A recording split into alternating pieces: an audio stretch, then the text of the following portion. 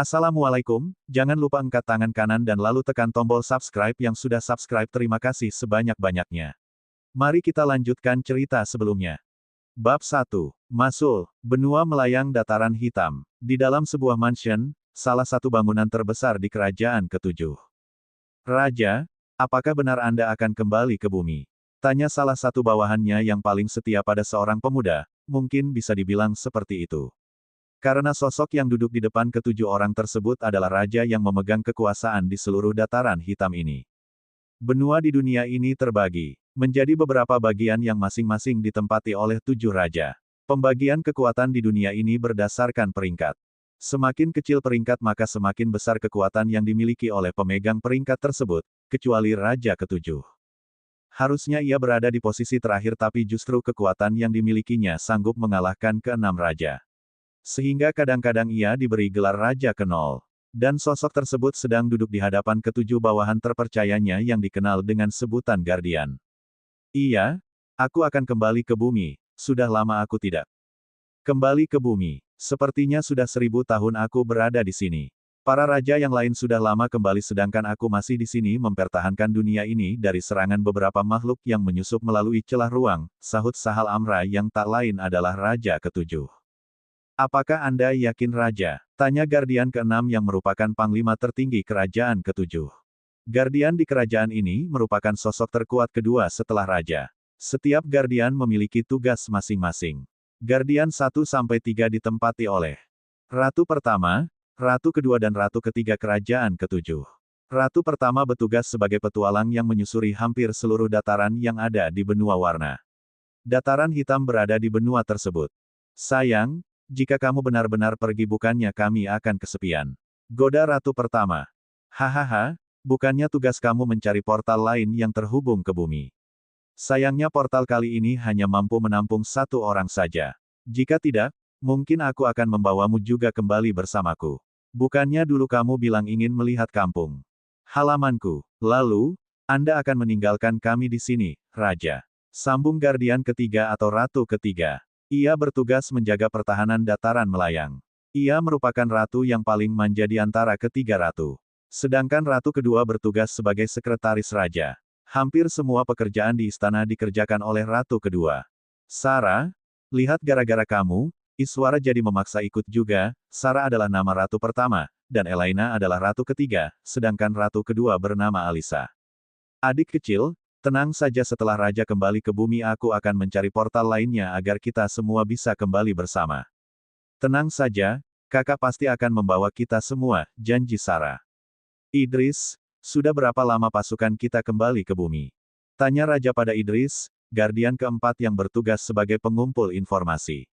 Ia bertanggung jawab mengirimkan beberapa orang sebagai uji coba apakah portal benar-benar membawa mereka kembali ke bumi atau justru tidak. Lebih kurang sudah 400 tahun lamanya kita mengirim beberapa pasukan ke beberapa portal yang kita temui, dan batu kehidupan mereka tidak pecah. Sepertinya mereka baik-baik saja, Raja, sahut Idris. Baik, mari kita menuju ke portal itu. Krak, ruang terdistorsi mereka memasuki ruang tersebut dan berpindah ke depan portal dalam waktu yang sangat singkat. Mereka mengamati portal yang ada di depan mereka. Dari fluktuasi yang terlihat, sepertinya ada perbedaan waktu antara dunia kita dengan bumi. Sepertinya ini bakal lumayan sulit. Idris, temukan cara supaya dunia kita mampu mengimbangi waktu yang dengan bumi. Baik, Raja, saya juga sudah menduganya. Ratu Sarah juga sudah mengumpulkan beberapa artefak dan item untuk menyeimbangkan waktu antara dunia kita dengan bumi. Kita hanya perlu mencari portal yang bisa membawa kita semua kembali Raja. Bagus, bumi tidak sama dengan di sini. Di sana tidak memiliki pertahanan aura sama sekali. Sepertinya aku harus menyegel semua kekuatanku. Setelah tiba di sana aku akan. Sepertinya ini bakal lumayan sulit. Idris, temukan cara supaya dunia kita mampu mengimbangi waktu yang dengan bumi. Baik, Raja, saya juga sudah menduganya. Ratu Sarah juga sudah mengumpulkan beberapa artefak dan item untuk menyeimbangkan waktu antara dunia kita dengan bumi. Kita hanya perlu mencari portal yang bisa membawa kita semua kembali Raja.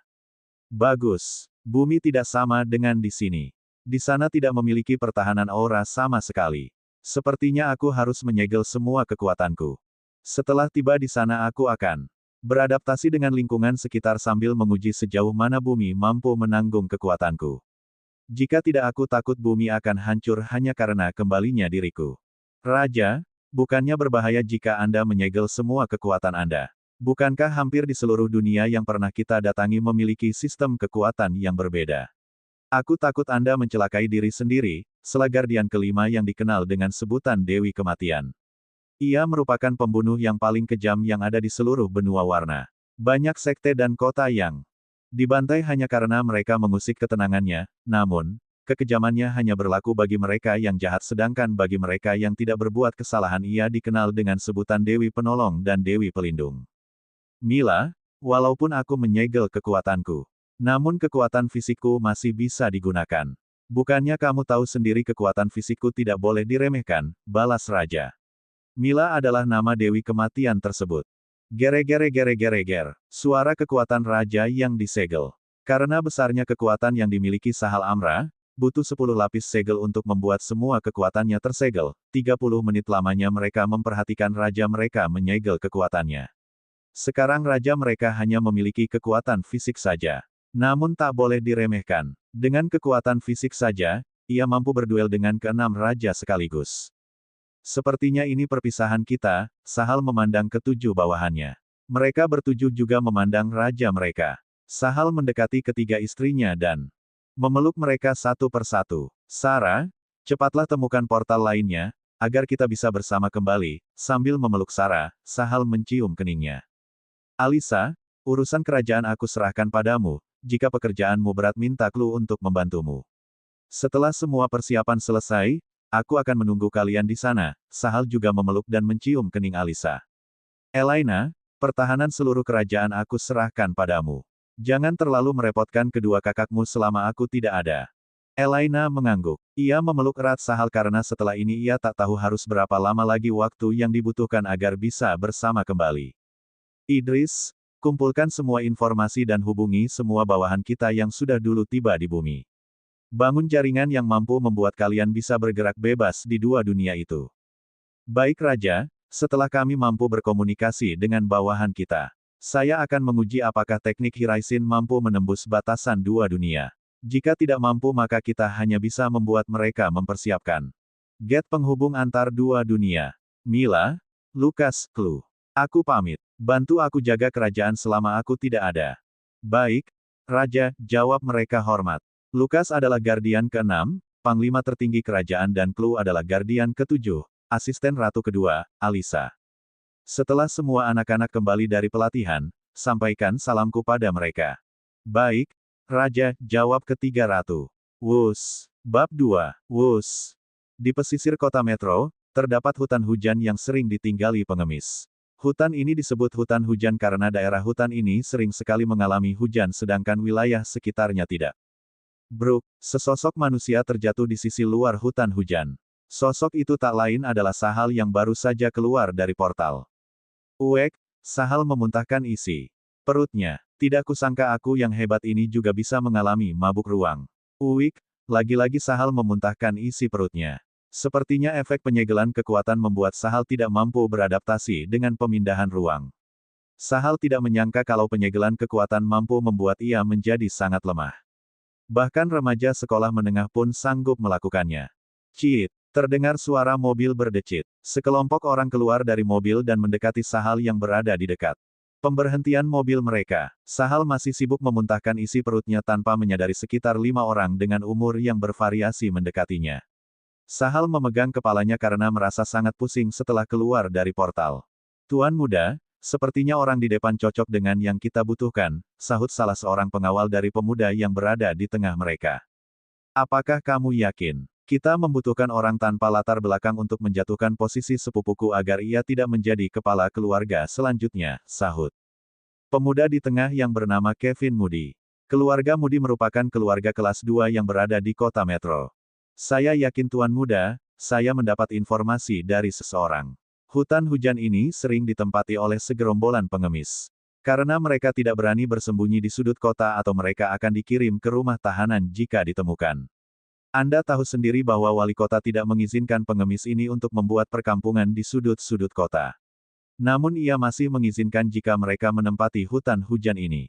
Dari pakaian pemuda di depan, sepertinya ia salah satu pengemis yang mendiami hutan hujan ini, sahut pengawal Kevin Moody. Bagus, kamu luar biasa. Kalau aku menjadi kepala keluarga selanjutnya kamu akan mendapatkan imbalan yang besar. Terima kasih Tuan Muda Moody, pengawal tersebut senang karena ia berhasil memenangkan perhatian Tuan Muda di sampingnya. Kevin Moody sudah lama frustasi mengingat sepupunya memiliki kemampuan yang sangat cakap. Sepupunya juga dikenal sebagai salah satu dari 5 putri kota metro. Karena kecantikannya yang membuat semua orang tak bisa menahan pandangannya, banyak yang mencoba memenangkan hatinya dan membantu bisnis yang ia jalankan sehingga ia mampu mendapat pijakan bahkan menjadi salah satu kandidat kepala keluarga Moody selanjutnya. Awalnya Kevin Moody bersaing secara sehat untuk merebut kursi kepala keluarga. Namun, karena kemampuan yang dimiliki sangat kurang ditambah banyak orang yang lebih mementingkan bekerja sama dengan sepupunya agar mendapat perhatiannya, ia mulai menggunakan cara-cara licik. Seperti membayar beberapa preman untuk mengusik perusahaannya, mencegat di tengah jalan dan bahkan menyuap beberapa eksekutif yang ada di perusahaan. Namun, semua rencana yang ia susun digagalkan oleh Violeta Moody yang tak lain adalah sepupunya sendiri. Setelah banyak rencananya digagalkan, Kevin menjadi frustasi sehingga ia berencana menculik Violeta dan membuat ia tidur dengan laki-laki manapun agar ia kehilangan kepercayaan kakeknya sehingga ia dilengsarkan dari posisi calon kepala keluarga. Rencananya tersebutlah yang membawa Kevin ke hutan hujan ini. Wah, pemuda di depan benar-benar menjijikkan. Sepertinya dia makan jamur beracun yang ada di hutan sehingga dia muntah-muntah seperti itu. Tapi semakin menjijikkan pria itu semakin besar peluang rencanaku berhasil. Hahaha, Kevin tertawa. Ikat pemuda itu, lalu bius dia. Ingat jangan terlalu tinggi dosisnya, kita membutuhkan dia beberapa jam lagi untuk menyukseskan rencana kita. Baik, Tuan Muda, sahut keempat pengawal serempak. Tut, Kevin menelepon sepupunya. Langkah pertama rencananya sukses, ia bisa melanjutkan langkah selanjutnya. Halo, mengapa kamu meneleponku Kevin? Apa kamu berencana menggagalkan proyekku lagi? Sayangnya Kevin, aku baru saja menandatangani kontrak dengan perusahaan Elang Wijaya milik keluarga Wijaya. Kamu tidak bisa menggagalkan rencanaku, tanya Violeta setelah menjawab teleponnya. Violeta merasa tidak perlu bagi mereka untuk saling bermulut manis karena mereka sadar bahwa mereka saingan satu sama lain. Tidak Vio, aku hanya ingin mengajakmu makan malam untuk mengucapkan selamat atas kontrak yang telah kamu terima, Kevin menjawab sambil menahan amarahnya karena sepupunya semakin mengukuhkan posisinya sebagai calon kepala keluarga. Hahaha, yang benar saja Kevin, tidak perlu berusaha menyenangkan satu sama lain. Vio, aku mengakui kekalahanku. Aku memang tidak mampu mengalahkanmu. Sepertinya posisi kepala keluarga akan menjadi milikmu. Aku hanya ingin mengucapkan selamat saja kepadamu sebelum yang lain. Bukankah kamu sendiri yang mengatakan kalau kita adalah saingan? Kevin, aku tidak tahu rencana apa lagi yang ingin kau lakukan padaku. Setelah menggagalkan skemamu bukankah wajar bagiku mencurigaimu? Kevin menggertakkan giginya. Ia tahu, selain terkenal karena kecantikannya, Violeta juga terkenal cerdas. Perusahaan yang ia kelola sekarang mampu bangkit dan bahkan membuat korporasi besar milik keluarga Wijaya memandang mereka sebagai partner yang layak. Kevin memikirkan bagaimana cara membujuk Violeta agar mau makan malam bersamanya. Baiklah jika kamu tidak percaya padaku, kamu bisa membuat reservasi di restoran yang kamu percaya, aku yang akan membayarnya. Anggap saja sebagai akhir dari persaingan kita selama ini, setelah ini aku akan mematuhi aturan yang kamu buat. Violeta terdiam. Jika ia mereservasi di restoran yang dia percaya maka peluang Kevin membuat skema lebih kecil dan mereka juga bisa mengakhiri persaingan mereka. Sekalipun Kevin tidak melakukan banyak perlawanan, bagi Violeta, Kevin cukup menjadi ancamannya. Jika dengan ini dia dapat mengakhiri semuanya, sepertinya layak untuk dicoba. Meskipun Violeta adalah sosok yang cerdas, ia masih berhati lembut. Jika tidak memikirkan kebangkitan keluarganya maka ia lebih memilih untuk berdiam saja di rumah dan menikmati kehidupan keluarga kelas 2.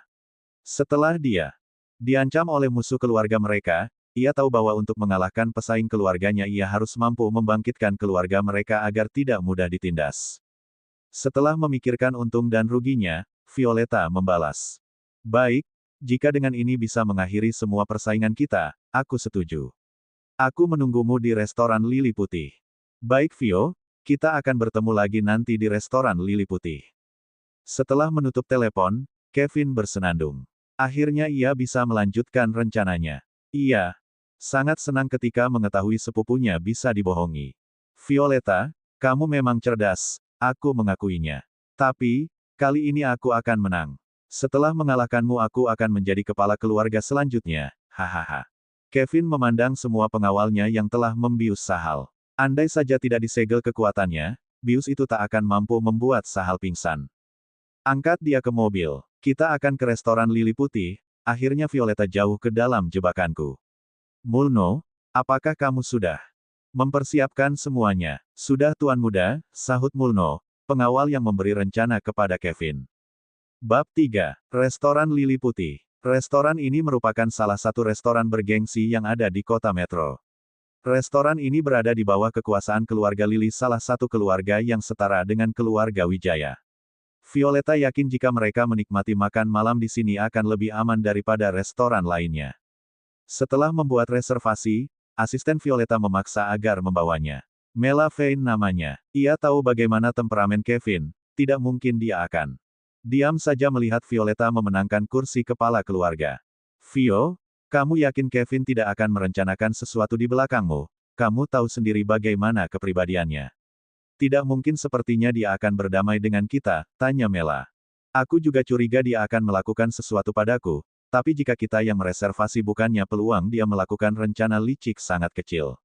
Lagi pula kamu tahu bagaimana bergengsinya restoran Lili Putih. Kita juga sudah sering makan di sini, dengan semua hal yang kukatakan, bukankah? Tidak mungkin dia melaksanakan rencana kotornya. Aku rasa asumsimu benar, semoga saja apa yang kita takutkan tidak terjadi. Jika Kevin benar-benar melepaskan kita kali ini, kita juga akan untung besar, setidaknya kita tidak lagi bekerja di bawah bayang-bayang akan gagal dan posisi kita direbut. Kamu benar, semoga saja seperti itu. Mereka menunggu Kevin tiba di restoran Lili Putih. Di pinggiran hutan hujan, setelah menyuntikkan penenang kepada Sahal, mereka membawanya ke salah satu hotel yang berada tak jauh dari restoran Lili Putih. Mereka mengangkatnya ke dalam kamar lalu menguncinya. Kalian berdua jaga di sini, sedangkan sisanya ikut denganku ke restoran Lili Putih. Kita akan menjalankan rencana kita.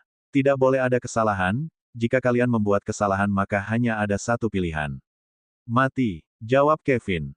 Glek, kedua pengawal yang ditugaskan berjaga di hotel menelan ludah mereka. Baik Tuan Muda, kami tidak akan membiarkan rencana kita gagal, jawab mereka serempak. Bagus, ayo kita ke restoran Lili Putih. Setelah turun dari hotel, Kevin beserta ketiga pengawalnya menuju ke restoran Lili Putih. Setelah tiba di restoran Lili Putih, Kevin menelepon sepupunya. Violeta, di mana kamu? Aku sudah tiba di restoran Lili Putih. Naik saja, sebut saja namaku. Pelayan di meja registrasi akan membawamu ke sini. Baik, setelah menutup telepon, Kevin mengarahkan pandangannya kepada ketiga pengawalnya. Mulno, kamu ikut denganku, sedangkan kalian berdua, Kevin mengeluarkan satu botol berisi cairan berwarna biru. Botol yang berisi penenang tadi kamu kombinasikan dengan botol ini. Ingat jangan terlalu berlebihan atau rencana kita akan gagal. Jalankan sesuai rencana yang sudah aku atur, jangan sampai ada kesalahan. Setelah menerima botol tersebut kedua pengawalnya menjawab, baik Tuan Muda. Mereka bergegas masuk ke restoran Lili Putih lewat pintu belakang. Karena sudah lama berkecimpung dalam dunia gelap mereka memiliki sedikit koneksi ke bagian dapur hampir setiap restoran. Kalaupun mereka tidak bisa dengan koneksi Kevin mereka bisa masuk dengan mudah. Ayo kita masuk, Kevin dan Mulno masuk ke dalam. Setelah memberitahu pelayan, mereka kemudian diantar ke meja Violeta. Violeta belum memesan makanan satupun, karena menunggu Kevin datang. Hai, Violeta, selamat kamu sudah memiliki pijakan kuat. Kali ini sepertinya aku kalah telak. Aku tidak menyangka kamu berhasil membuat kesepakatan dengan keluarga Wijaya. Sepertinya aku salah menilaimu, kamu sangat cerdas. Selamat, Kevin menyerahkan tangannya kepada Violeta. Mereka kemudian bersalaman. Terima kasih Kevin, meskipun kali ini aku menang, kita masih bersaudara. Aku akan mencari posisi yang penting di perusahaan nanti agar kamu juga memiliki pijakan di perusahaan nantinya. Kamu sangat baik Violeta, aku semakin kagum kepadamu, sepertinya tidak hanya dikalahkan secara kecerdasan, aku juga kalah dalam hal perilaku. Untuk mengingat momentum bersatunya keluarga kita. Aku akan mentraktir kamu makan malam ini, silahkan pesan sesukamu, aku akan membayarnya. Kamu sangat murah hati Kevin, baiklah aku tidak akan segan lagi, pelayan. Violeta memanggil pelayan dan memesan banyak makanan mahal, seperti kaviar, kepiting raja dan berbagai makanan laut lainnya. Restoran Lili Putih memiliki resep masakan laut yang sangat diminati oleh hampir semua pengunjung. Tak heran resep restoran ini berada di posisi pertama di antara 7 restoran yang ada di kota metro dalam hal masakan laut. Mereka memesan satu kotak yang berisi 2 meja. Meja pertama ditempati oleh Kevin dan Violeta sedangkan satunya ditempati oleh kedua pengawal mereka. Mela masih belum duduk di mejanya, ia merasa khawatir tidak tahu kenapa, ia merasa bahwa makan malam hari ini akan menjadi titik balik Violeta. Tak lama kemudian semua makanan tersaji di atas meja. Pelayan bawakan kami alkohol yang enak, malam ini kita akan minum untuk merayakan kesuksesanmu Violeta, kata Kevin. Tidak, Nona tidak akan minum, kami hanya berdua kali ini, aku tidak akan membiarkan Nona mabuk malam ini, bantah Mela. Meskipun dia bawahan Violeta, mereka berdua sudah lama berteman sehingga mereka lebih sering memanggil dengan nama. Langsung di saat tidak ada orang lain di antara mereka. Cih, baiklah, Vio bukannya asistenmu terlalu sombong, dia bahkan berani membantahku. Tidak, aku percaya Mela. Aku tidak akan minum kali ini, jika kamu keberatan maka kita bisa membatalkan makan malam ini, bela Violeta. Baiklah, kalau begitu, kamu bisa memesan jus, aku juga akan memesan jus, agar kita sama. Juga untuk mengurangi kecurigaanmu padaku, pelayan beri kami jus. Tak lama berselang jus dibawakan di hadapan mereka. Petik 2. Untuk memperingati kesuksesan keluarga Moody hari ini dan juga berakhirnya persaingan kita, mari bersulang. Mari bersulang, sambung Violeta. Agak aneh jika orang lain melihat mereka bersulang dengan jus. Namun, Violeta lebih merasa aman jika mereka bersulang seperti ini daripada dengan alkohol. Setelah meminum beberapa teguk, Violeta ingin mencicipi makanan di depannya. Tunggu Nona, aku akan mencicipi beberapa makanannya. Mungkin saja Tuan Muda memberi racun pada makanan ini. Mela mencicipi sedikit demi sedikit hampir semua masakan tersebut dengan sendoknya. Sepertinya tidak ada masalah Nona, Mela kemudian kembali ke mejanya dengan lega setidaknya ia yakin dengan indera pengecapnya tidak ada yang salah dengan makanannya. Kevin memandang Mela dengan tatapan tidak puas. Untungnya dia sudah sangat berhati-hati jika tidak rencananya mungkin akan ketahuan. Silahkan menikmati Vio tanda merek dagang.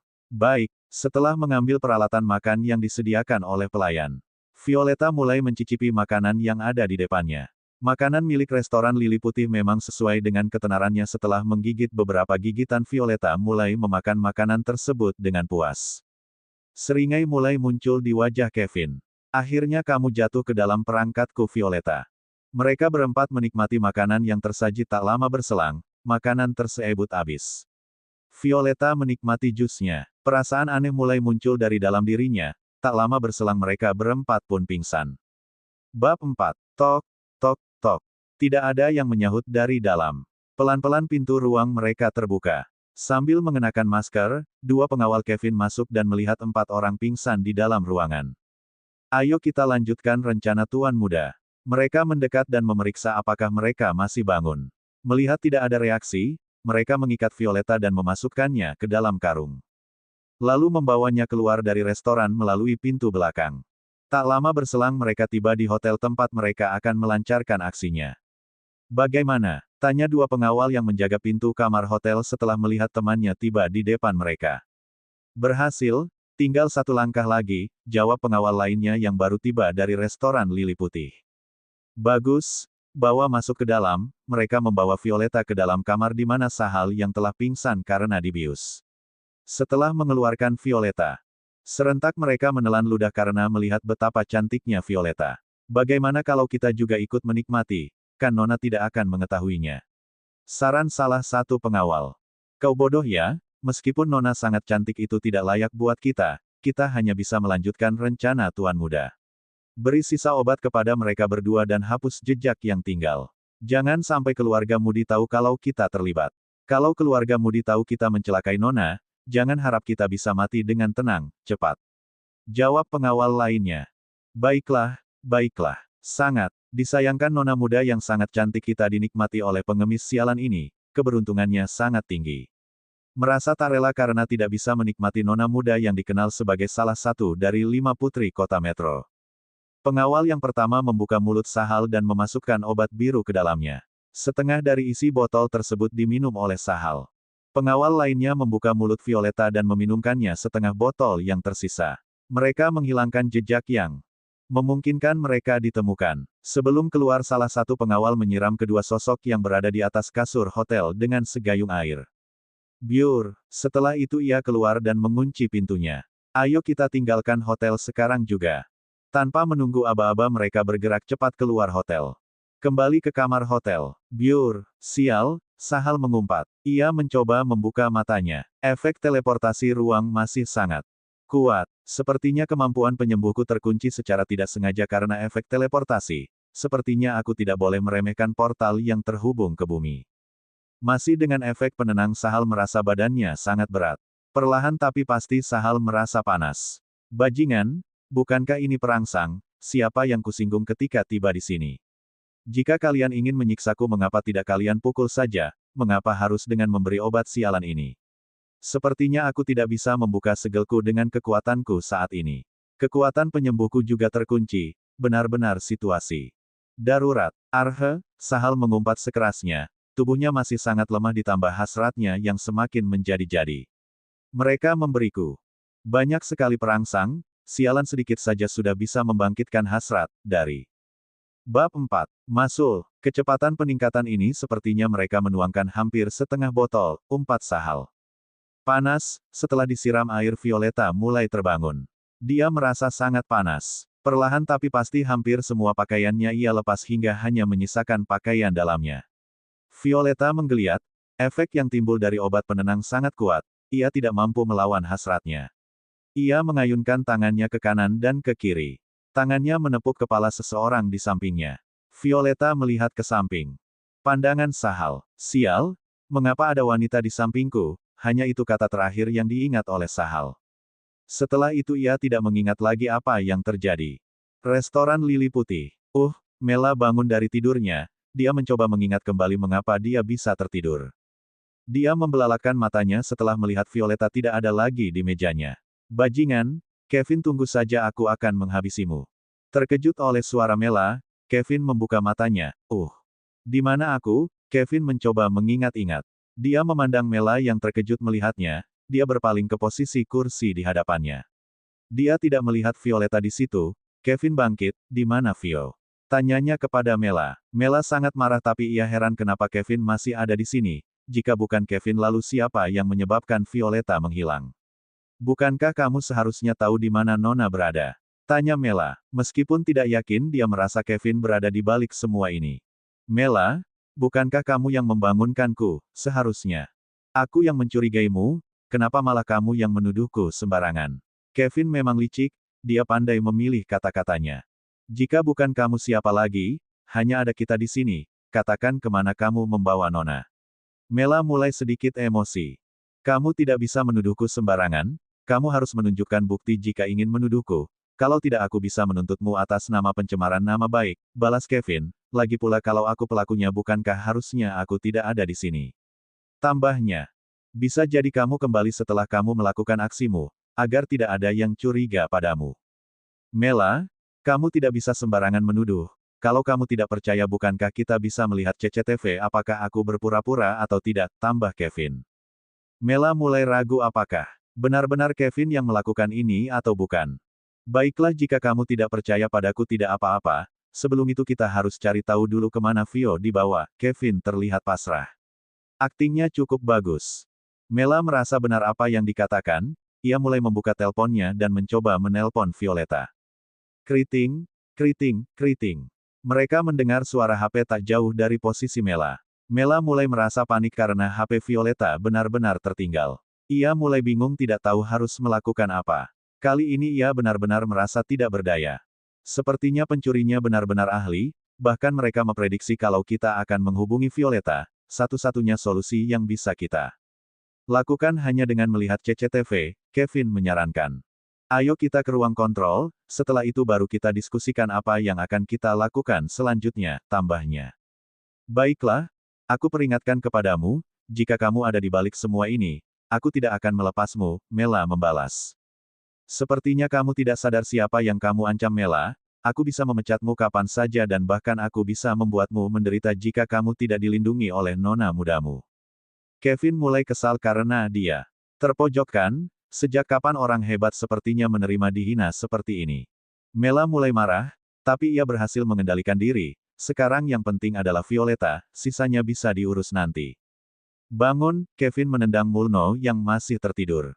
Kevin menjelaskan secara singkat apa yang terjadi. Mulno kaget, bagaimana mungkin nona muda bisa hilang tepat di bawah hidung mereka. Setelah Mulno bangun, mereka bertiga bergegas menuju ke ruang kontrol yang berada pada lantai di atas ruangan mereka berada. Bab 5. Di ruang kontrol. Setelah memperhatikan kamera CCTV, Mela melihat dua orang yang berpakaian seperti pelayan yang masuk ke dalam ruangan mereka. Sayangnya karena posisi kamera CCTV jauh dari posisi kedua orang tersebut dan mereka mengenakan masker, sulit untuk mengungkap siapa mereka. Mereka menelusuri kemana kedua pencuri itu membawa Violeta. Setelah memastikan mereka berdua keluar dari hotel dengan mobil, Mela memfoto plat mobilnya dan menelpon ke rumah utama. Malam itu keluarga Moody dilanda kepanikan. Berita kehilangan Violeta secara tiba-tiba menimbulkan sensasi yang luar biasa. Banyak pendukung Violeta yang menyuarakan ketidakpuasan dan kurangnya kehati-hatian Violeta sehingga dia bisa diculik. Keluarga Moody mengerahkan pengawalnya melacak keberadaan plat mobil tersebut. Setelah mencari selama hampir 4 jam mereka menemukan mobil tersebut berada tidak jauh dari restoran Lili Putih. Keluarga Moody mengutus orang-orangnya mengepung hotel tersebut agar tidak ada yang bisa melarikan diri. Tidak ada yang berani masuk terlebih dahulu. Mereka menunggu orang-orang dari keluarga utama tiba. Kakek, mereka sudah menemukan di mana lokasi mobil yang menculik Violeta, Fanny menyampaikan kepada kakeknya. Fanny awalnya salah satu kandidat yang mencalonkan diri sebagai kepala keluarga tetapi tidak ada yang tahu alasannya tiba-tiba dia mengundurkan diri sehingga menyisakan Violeta dan Kevin sebagai calon patriark. Di mana mereka? Apakah kalian sudah mengepung seluruh tempat? Jangan biarkan siapapun lolos, aku tidak tahu musuh yang mana yang menyerang keluarga kita. Sepertinya keluarga kita semakin hari semakin diremehkan. Lelaki yang bersuara itu adalah kakek Logos. Meskipun usianya sudah sangat tua, aura bermartabatnya masih tidak hilang. Bisa dikatakan keluarga Moody mampu bertahan sebagai keluarga kelas 2 karena rancangan yang diberikan olehnya. Kakek Logos pernah menjadi penasihat militer oleh sebab itu tak seorang pun berani meremehkannya. Fanny, kalau bukan karena perintah militer untuk menyerahkan salah satu dari cucuku untuk ikut membela negara, mungkin posisi patriark sudah aku serahkan padamu. Rupanya itu alasan mengapa Fanny tiba-tiba mengundurkan diri dari persaingan posisi calon patriark. Tidak apa-apa kakek, keputusan kakek sudah tepat, Violeta masih sangat keras kepala, Kevin sibuk bersaing dengan Violeta, Vera dan Fanny jelas tidak mungkin karena mereka baru masuk SMA, sedangkan Klein apalagi, untuk menjaga diri saja dia masih tidak becus, umurnya juga masih belia dia baru masuk SMP, mungkin hanya aku yang cocok pergi ke garis depan sebagai pengganti keluarga kita. Di antara semua cucu Logos, Fanny memiliki kecerdasan yang luar biasa, sayangnya dia tidak secantik Violet. Kecantikan Fanny bisa dihitung rata-rata, artinya masih banyak orang yang mampu mengunggulinya dalam hal kecantikan. Meskipun sekarang posisi patriark dipegang olehmu tapi aku bisa menurunkannya kapan saja. Mari kita bergegas menuju hotel tempat Vio diculik, lanjut Logos. Baik kakek, orang-orang keluarga utama bergerak menuju hotel tersebut. Setelah mengetahui lokasi Violet, Mela sangat cemas dan langsung menuju ke hotel tersebut. Tetapi dia tidak berani masuk, takut mengingatkan penculik di dalam dan menyebabkan masalah menjadi rumit. Ia masih mondar-mandir di sekitar pekarangan hotel itu. Keriting, keriting, halo, sapa Mela. Nona Mela, orang-orang keluarga utama sudah tiba, lapor salah satu pengawal yang berjaga di pintu depan. Mela bergegas ke tempat keluarga utama berada. Setibanya Mela di sana, dia melihat orang-orang keluarga utama keluar dari mobil mereka. Mela melangkah ke depan, Mela Vane memberi hormat kepada kakek kepala, hormat Mela sambil sedikit membungkuk disertai anggukan Logos. Sesosok pria kemudian keluar dan mendekat ke arah Mela. Plak, sebuah tamparan melayang ke pipi Mela. Dasar tidak bikas, aku menyuruhmu menjaga Violeta agar aman, mengapa dia sampai bisa diculik di depan matamu? Dasar bodoh, maki Vincent. Vincent adalah ayah dari Violeta. Setelah mendengar kabar anaknya diculik, dia bergegas menuju rumah utama dan mengikuti ayahnya ke sini. Vincent sangat cemas mengingat hanya Violeta satu-satunya harapan agar dia bisa menikmati posisi patriark. Dia sudah lama tertekan dengan kehadiran Louis, ayah Fanny. Patriark keluarga Moody sekarang ditambah Fanny disukai oleh ayahnya membuatnya semakin tertekan. Untungnya Fanny mengundurkan diri dan Violeta diberi kesempatan memenangkan posisi patriark. Jika sesuatu terjadi padanya maka hancurlah semua harapannya. Paman, hentikan itu, kamu membuat malu keluarga kita, Fanny mencoba membela-mela. Fanny, jangan halangi aku akan menamparkan jalang ini sepuasnya. Paman, tolong jangan paksa aku, atau haruskah aku memulangkanmu kembali paman dan memberi hukuman kepadamu? Fanny menatap Vincent. Nyali Vincent pun ciut, dia yakin Fanny mampu melakukannya sekalipun dia tidak lagi berada pada posisi calon patriark. Dengan kesal Vincent berbalik arah dan mundur ke belakang. Dari awal Logos hanya melihat dan tidak mengatakan apa-apa. Terima kasih Nona Fanny, Mela mengucapkan terima kasih. Tidak perlu dipikirkan, kalian semua pengawal keluargaku, jadi sudah selayaknya aku membela kalian, balas Fanny seadanya. Sekali lagi terima kasih Nona. Fanny menggubrisnya dan berdiri di samping kakeknya. Mari, kita masuk ke. Di bawah aba-aba Fanny semua pengawal yang berada di depan memasuki hotel. Fanny menghampiri meja resepsionis. Apakah Anda melihat perempuan ini memasuki hotel ini? Fanny menunjukkan foto Violeta. Tidak, Nona, resepsionis tersebut menjawab terbata-bata. Dia pucat melihat banyak sekali orang berpakaian hitam yang masuk ke dalam hotel, satpam tidak berani menahan mereka. Duk, terdengar suara langkah kaki tergesa-gesa. Mohon maaf Nona Moody, adakah yang bisa saya bantu? Saya Anton Chane, manajer hotel ini, jawab Anton tergesa-gesa. Dai mendapat laporan bahwa sejumlah orang menjaga di luar hotel sejak tadi malam. Setelah melihat mantan patriark Moody, Logos Moody di antara orang-orang itu, dia tahu kalau dia akan mendapat masalah. Apakah kamu melihat perempuan ini di hotelmu? Tanya Fanny sembari memperlihatkan foto Violeta dengan nada cuek seperti biasa. Anton memandang resepsionis yang menggeleng kepala kepadanya. Maaf Nona, sepertinya kami tidak menerima tamu yang Nona sebutkan. Kalau begitu tahukah kamu siapa pemilik mobil ini? Sekali lagi Fanny memperlihatkan foto mobil yang berada di parkiran hotel. Maaf Nona, sepertinya kami tidak tahu jika Anda hanya menunjukkan foto seperti itu. Baik, kalau begitu berikan informasi setiap pelanggan yang datang ke hotel ini semalam dari waktu tengah malam sampai pagi ini, perintah Fanny. Meskipun kesal dengan nada Fanny, Anton masih buru-buru memenuhi permintaannya. Ia tidak ingin menjadi musuh keluarga Moody. Sepertinya hanya ada tamu saja Pak, semalam kita hanya bertambah satu tamu saja. Mereka memesan kamar di lantai 3 nomor 32, lapor resepsionis. Sepertinya itu mereka, berikan kunci kamar 32, selanjutnya kalian tidak diizinkan untuk ikut campur lagi. Anggap saja tidak ada kejadian apa-apa, kata Fanny. Bab 6. Kamar hotel. Kepalaku sakit, Sahal perlahan bangkit dari tidurnya tanpa mengenakan sehelai benang pun di badannya. Ia mulai mengingat-ingat kejadian semalam. Sepertinya aku melakukan kesalahan besar, gumamnya. Sahal menatap gadis cantik di sampingnya. Ia tidak tahu siapa gadis di sampingnya ini. Di mana aku? Sahal memandang sekelilingnya. Haruskah aku membangunkan gadis ini dan meminta maaf padanya atas apa yang terjadi semalam? Sahal masih bercengkrama dengan dirinya sendiri. Yah, sepertinya aku harus membangunkan dia dan mencoba menjelaskan apa yang terjadi. Aku tidak keberatan untuk bertanggung jawab jika diminta. Menjadi tampan sungguh penuh dosa, Sahal memuji dirinya sendiri. Sahal mulai membangunkan gadis di sampingnya. Violeta mulai membuka matanya. Kepalanya terasa sangat sakit, badannya juga terasa sangat pegal. Di mana aku? Vio mulai mengingat kembali kejadian-kejadian yang sudah berlalu, seingatnya dia sedang makan malam bersama sepupunya lalu ia tidak ingat lagi apa yang terjadi selanjutnya, hanya sepintas bayangan ia menikmati malam dengan seorang lelaki yang tidak dikenalnya. Violeta membelalakan matanya ketika melihat sosoknya di bawah selimut tanpa pakaian. Ah! Teriaknya. Tap tap tap. Terdengar suara langkah kaki di luar kamar hotel. Ceklik. Pintu kamarnya terbuka. Fanny terkejut melihat dua sosok di depannya sepertinya tanpa mengenakan busana. Mereka bertiga mematung saling memandang satu sama lain.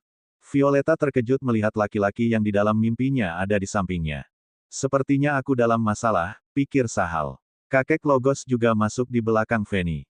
Ia terkejut sekaligus marah melihat salah satu calon patriark malah tidur dengan laki-laki yang tidak dikenal. Vio, kamu sangat berani sekarang. Sepertinya aku terlalu lunak pada kalian, beraninya kamu mempermalukan keluarga kita, kakek Logos meninggikan suaranya. Ia terengah-engah dan sangat kecewa atas perilaku cucunya. Kakek, aku, Vio mencoba membela diri. Apa yang ingin kau katakan? Apakah kau ingin mengatakan kalau ini bukan salahmu, sergah Fanny. Ia menatap Violeta dengan tatapan tajam.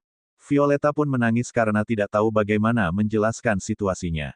Siapapun yang melihat pasti tidak akan ada yang percaya bahwa dia tidak melakukan kesalahan. Dasar jalang, kamu sangat mengecewakanku, Vincent memarahinya. Dia sangat kesal melihat satu-satunya harapan menikmati kemewahan malah mempermalukan keluarga mereka. Mela hanya diam melihat kejadian luar biasa di depannya. Dia tidak menyangka akan ada kejadian seperti ini. Dia masih curiga Kevin ada di balik semua ini. Tapi mengingat bagaimana Kevin juga ikut pingsan dengannya, Mela merasa ragu-ragu. Apakah mungkin Vio melakukannya secara sukarela? Jika iya, mengapa Vio menangis? Jika tidak, lalu siapa yang melakukan semua ini? Apakah musuh keluarga Moody? Bukankah mereka tidak memperoleh keuntungan jika mereka melakukan hal seperti ini? Mela bingung. Tapi dia percaya. Sahabat sekaligus nona muda yang ia jaga bukan orang yang seperti itu. Sahal hanya melihat dengan bodoh adegan di depannya. Apakah ini keluarga mereka? Haruskah aku berbicara? Atau hanya diam saja? Jika aku diam, bukankah aku mirip dengan penjahat seperti di drama-drama yang pernah aku nonton dulu? Jika aku berbicara, bukannya hanya akan semakin menambah masalah. Apa yang harus kulakukan? Sahal berusaha keras memikirkan jalan keluarnya. Sepertinya ini hanya salah paham. Sahal memutuskan untuk bicara. Salah paham. Kamu siapa? Siapa yang mengirimmu? Katakan padaku atau aku akan membunuhmu. Fanny menatap tajam laki-laki di depannya. Violeta memandang sosok laki-laki di sampingnya. Baru kali ini dia melihat dengan jelas bagaimana rupa asli orang brengsek yang merenggut keperawanannya. Aku Sahal Amra. Aku baru saja tiba di kota ini. Aku tidak mengenal siapapun di sini. Sahal menjawab mantap. Aku tidak percaya. Fanny masih mencoba mengorek informasi. Aku berkata jujur. Aku tidak diutus oleh siapapun. Mengenal mengapa aku bisa di sini, aku bisa menjelaskan kalau aku dijebak dan berakhir di tempat ini. Violeta kaget. Ternyata bukan hanya dia, tapi ada orang lain yang juga ikut dijebak. Benar, aku juga dijebak. Aku tidak mengenal siapa laki-laki di sampingku ini, sambung Violeta. Gadis bodoh, mengapa dia harus menimpali ucapanku? Bukankah kesannya kami sepakat untuk mengarang cerita jika kami ketahuan? Sahal kesal melihat Violeta menimpali ucapannya. Terbukti hebat, Sahal mempunyai pola pikir yang berbeda. Dia memiliki sudut pandang yang berbeda terhadap beberapa kondisi yang dialaminya. Sepertinya kalian sangat kompak dalam menyediakan alasan, balas Fanny. Bukankah seperti yang kupikirkan, pikir Sahal. Tunjukkan bukti padaku kalau kamu benar-benar tidak bersalah. Fanny kembali bertanya. Sahal terdiam, bagaimanapun ia mencoba menjelaskan tentu apa yang terlihat lebih dipercayai daripada apa yang dijelaskan. Periksa identitasnya. Perintah Fanny. Pengawal maju ke depan dan mengambil pakaian Sahal lalu memeriksa isinya. Tidak ada apa-apa, Nona. Karena Sahal baru saja kembali, tentu saja dia tidak memiliki identitas apapun. Berdasarkan pakaianmu, sepertinya kamu salah satu pengemis yang berada di hutan hujan. Mata Violeta meredup mengetahui orang yang merenggut keperawanannya adalah seorang pengemis. Dia merasa hidupnya semakin hancur. Kakeknya pasti tidak akan percaya lagi padanya. Jangankan posisi patriark, tidak diusir dari keluarga saja dia merasa cukup beruntung. Mela merasa kasihan melihat Violeta dalam keadaan bingung. Dia tidak tahu bagaimana membantunya. Awalnya dia sudah menjelaskan kepada Fanny kronologi kejadian dari mulanya mereka berada di restoran sampai dengan pingsannya. Tangkap dua bajingan ini, ikat mereka dan bawa kembali ke rumah utama. Kita akan menyelesaikan menurut hukum keluarga kita, perintah Fanny. Para pengawal bergegas ke depan. Setelah berpakaian, Violeta dan Sahal pasrah mengikuti para pengawal untuk dibawa kembali. Sahal ingin melarikan diri, dengan kekuatan fisiknya saja dia mampu mengalahkan seluruh pengawal. Dia sudah mencoba melihat ke dalam seluruh pengawal, tidak ada satupun dari pengawal ini memiliki kekuatan bela diri. Walaupun bisa melarikan diri, dia tidak melaksanakan niatnya. Bagaimanapun juga sekalipun dia dijebak, dia masih bertanggung jawab atas kejadian tersebut. Lahal dan Violeta dibawa masuk ke dalam mobil diiringi beberapa pengawal. Jangan bocorkan kejadian hari ini, atau kamu akan menanggung konsekuensinya, Fanny mengancam Anton. Baik Nona, Anton hanya mengangguk. Pasrah. Di dalam mobil, haruskah kita berkenalan? Sahal membuka percakapan. Dia merasa tidak nyaman dengan kesunyian yang ada. Violeta hanya memandang malas kepada Sahal. Kalau bukan karena pria di depannya ini, dia sudah mendapatkan posisi kepala keluarga. Mungkin ini nasib burukku, kata Violeta. Sahal tersenyum canggung melihat gadis di depannya tidak menjawab bahkan terkesan merendahkannya. Dia memutuskan tidak lagi mencoba bersikap ramah. Sahal memandang keluar jendela mobil. Rumah utama, mansion keluarga Moody adalah salah satu bangunan termegah yang dimiliki oleh keluarga Moody. Mansion ini biasanya digunakan sebagai tempat pertemuan seluruh anggota keluarga. Mansion ini sering terlihat sepi. Namun kali ini, berita kehebohan Violeta menggemparkan seluruh anggota keluarga Moody. Di bawah perintah Fanny, banyak anggota keluarga Moody yang berdatangan ke mansion ini untuk menyelesaikan masalah Violeta. Cerita bersambung.